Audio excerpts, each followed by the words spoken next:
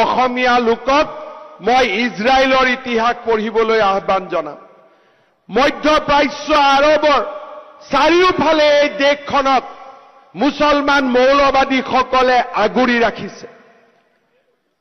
Iran, Iraq শক্তিসমূহৰ মাজত ইজৰাইলে কেইমুঠিমান লৈ প্ৰযুক্তি, বিজ্ঞান আৰু পৰিশ্ৰমৰ জৰিয়তে এক অভেদ্য জাতিলৈ নিজক ৰূপান্তৰ কৰিছে।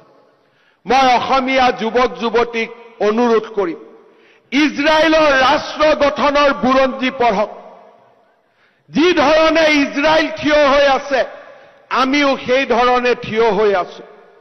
ইজৰাইলৰ ৰাষ্ট্ৰ গঠন প্ৰক্ৰিয়াই আমাক সাহস দিব, আমাক শক্তি দিব, কেনেকৈ অচিনাক্ত লোকৰ মাজত থিয় হৈও নিজক দুৰ্ভেদ কৰিব পাৰি, অধেয় কৰিব পাৰি, সাহসী কৰিব পাৰি, পৰাজিত নোহোৱা এটা জাতি হিচাপে নিৰ্মাণ কৰিব পাৰি।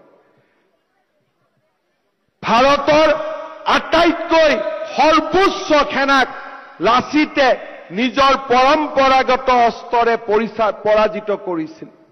লাচিত আমাৰ প্ৰেৰণা, কনকলতা আমাৰ প্ৰেৰণা, শ্বহীদ খৰ্গেশ্বৰ তালুকদাৰ আমাৰ প্ৰেৰণা। আৰু তেওঁলোকৰ প্ৰেৰণাক আগত ৰাখি আমি এটা দুৰ্ভেদ্য, সাহসী, দুৰ্বাৰ, বীৰত্বৰ অমৃতেৰে পৰিপূৰ্ণ এটা অসমীয়া জাতি আমি নিৰ্মাণ কৰিম। সেই সংকল্প আজিৰ দিনটোত আমি সকলোৱে আকৌ এবাৰ গ্ৰহণ কৰিম।